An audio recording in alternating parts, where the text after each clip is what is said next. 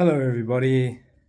I've taken a bit of time off. It's been a long time since I made a video, almost about 2 months now.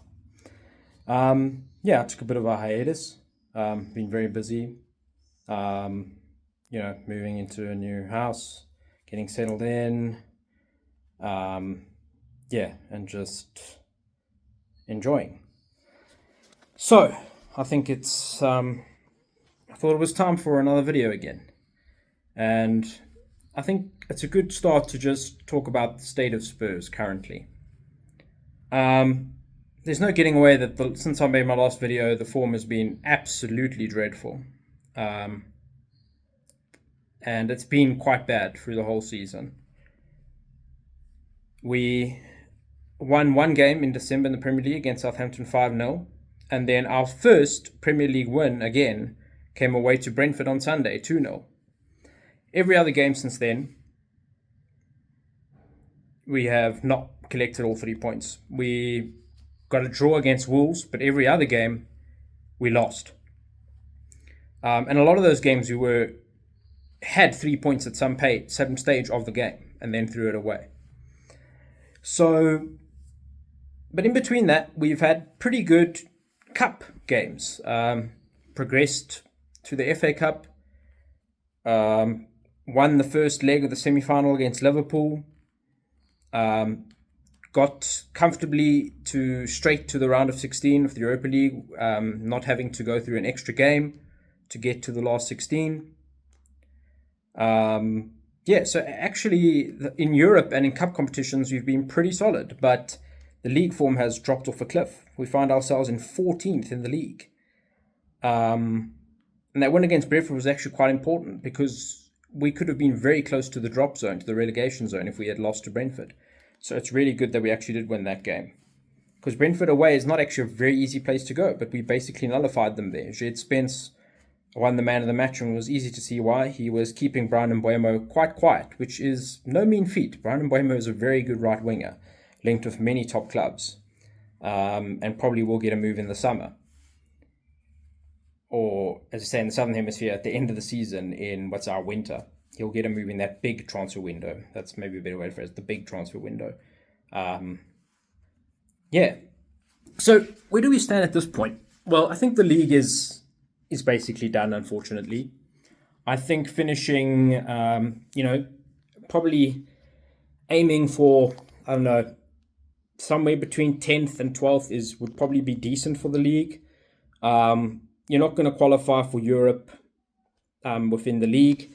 Your only chance of getting Europe is if you win the Europa League, you get the Champions League. If you win the FA Cup, you get the Europa League. And from what I've heard, I might stand corrected, but if you win the if you win the Carabao Cup, you get a spot in the Conference League. So I think the only way, quite ironically as a Spurs fan, that we can actually get Europe for next season is by ending our 17-year-long trophy drought, actually. We do need to win a trophy. It's the only way the season and the future for next season looks bright. We need to do that. We've got a 1-0 lead against Liverpool. We go to Anfield tomorrow. Mickey van der Ven apparently still not 100% and still wants to give him a rest for tomorrow's game. Christian Romero also yet not 100% yet. Probably a couple of weeks, 3-4 weeks for Romero until he comes back. Dragusin out for the rest of the season with a torn ACL. That's devastating. Luckily, we brought in one direct centre-back replacement for him in Kevin Danzo from Lens on loan with an obligation to buy at the end of the summer. So he will be a Spurs player no matter what. It's basically just getting someone on permanent but not paying the money right now, what we did with him. Because no matter what happens, it's an obligation to buy there. So, and it's not based on certain conditions. It's just a straight obligation to buy. So we will be paying, I think what I've heard is £21.9 million at the end of the season to get Kevin Danzo from RC Lens. But it's just a pity that even though we got one centre back in, you could see the urgency Spurs were going for trying to get a second one on transfer deadline day. And we did, to our credit, we did try for 4 different centre backs. in this window, but we only managed to come off with Kevin Danzo, and that was just a stroke of luck, I think, because he was actually already had a medical and a deal close to being completed with Wolves that was booked for the following day, and we just in the last minute were like, you know what, actually, we're not having luck. Please come, we need you. And Kevin was more than happy to swap out Wolves for Tottenham, which I think is quite sensible, fair enough. Both based on historic reputation and also just where they are on the table at the moment, the two clubs, and where they might be going. I think it was a sensible decision on his part. Fikayo Tomori, we looked at. We actually got a deal for around, I think it was 18 to 20 million pounds to just get him straight up on a permanent move from AC Milan. And we got everything negotiated. We got to the final stages. We had a deal agreed with AC Milan. We were discussing personal terms with Fikayo Tomori. It took quite a while to try and discuss and negotiate, but it came to nothing. Tomori wanted to stay at AC Milan. Whether that's from a desire of wanting to just fight for his place there or from just not fully wanting to come into us, it's not entirely clear, but it didn't happen.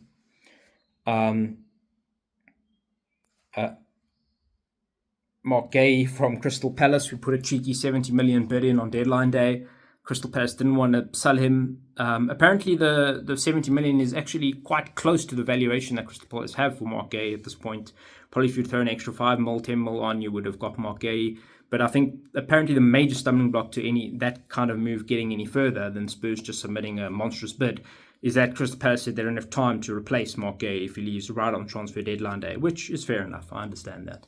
And apparently he's out of contract at the end of next season. So this summer, it is 95% probable that Crystal Palace will sell Mark Gay to somebody. Spurs apparently will revisit it in the summer. Whether we can still get him at that point or is it going to be too stiff competition, time will tell. Axel Disasi was another name that was linked with us as a centre-back, with a straight loan though, no option to buy, no nothing, from Chelsea. Just basically as emergency cover for our injury crisis. But we got to the point yet again, like with Tomori and AC Milan, where we had agreed a fee, we'd agreed the loan, all the terms were okay with Chelsea. They were happy to do it with us.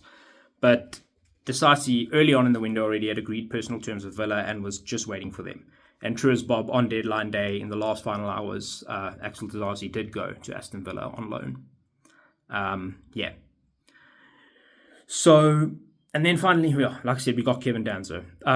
Actually, even a fifth name, Maxime Esteve from Burnley, young, I think 20-year-old centre-back there. We put in a cheeky 20 million bid in the last few hours of the transfer window, which Burnley again said, no, we want closer to a 30 million to sell someone this late in the window. And, one of our best centre-back we have at the moment, we want close to 30 million. And Spurs just didn't ever progress with that. I think probably because they were busy with finalising the Matthias Tal deal, that was their full focus. They weren't going to go in big with other clubs and negotiate with other agents and stuff. It was going to take too much energy. The club tried 5 centre-backs, got 1 in. That's a bit of a not so great. Wanted a goalkeeper. We got a goalkeeper, so that's good. And Kinski... Sorry about that. Kinski was brought in to... basically not just be a backup to Vicario, but compete for him for number 1 spot. And they do seem to be fairly similar keepers at this point in time. Both very comfortable playing out the back. They like playing with their feet. Shot stopping looks pretty decent. Kinski, if anything, looks slightly better at maybe defending off the corner. But I think maybe in terms of just immediate shot stopping and close range shot stopping, maybe Kinski's not quite up to the level of where Vicario might be. But I think it looks like a very good second choice or even competing number 1 spot for Vicario. And I think Spurs now, we have an opportunity tomorrow. We need to try and win at Anfield, or at least get a draw out of them from full time so that we progress. Because getting to the Carabao Cup final, Newcastle already have a 2-0 lead over Arsenal. Newcastle don't really leak a lot of goals, and they've got proven goal scorers like Alexander Isak there that they've managed to retain. And I actually do think there's a high probability that Newcastle will be one of the teams in the final. So if we can get to the final, and let's say you're playing Newcastle instead of Arsenal in that final, boy, Both clubs haven't won in absolute ages a trophy. It's going to be absolute box office, and I think that's a really good opportunity for Tottenham.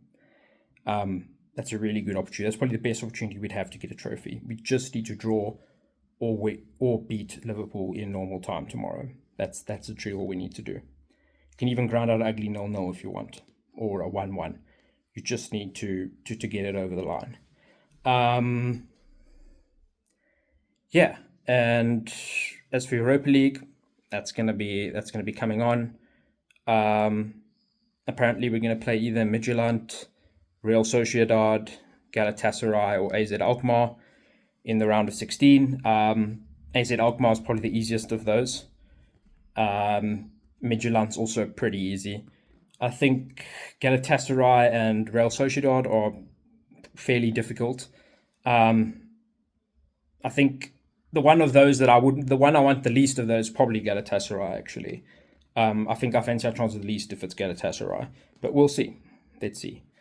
FA Cup Villa on Sunday. It's a really pivotal week for Spurs this week. This is where the season can actually be made or broken entirely. We need to win at least one of these two cup games to progress. We have to. We can't lose both. We definitely cannot lose both games this week. I'd like us to win both, but this is Spurs. I don't know if that's maybe asking too much. We can't lose both. We really can't. We need to stay in at least one of these cups. We really can't afford to go out. And they're both difficult. Liverpool and Villa, both away from home. But we still somehow need to win one of them. We really do. And, fingers crossed we can win both. But we just can't lose both. All right. And yeah, I'll give a bit more on I've gone through the transfer window, what you can expect in the future, how the Spurs' current state is being. I'll go a bit more into detail of the Matheus Tal deal in the next video. But as always, come on you Spurs.